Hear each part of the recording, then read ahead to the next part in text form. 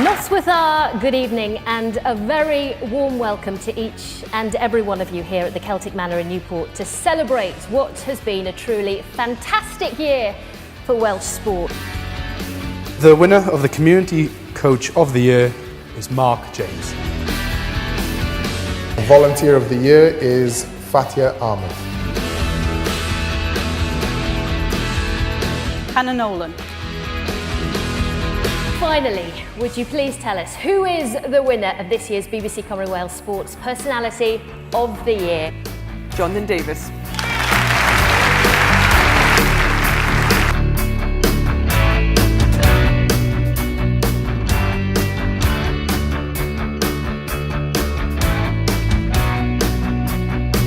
We know that day in, day out, everybody is out there delivering sport, all the volunteers and the communities, and this gives us an opportunity to bring them all together and recognise what they've been doing for us.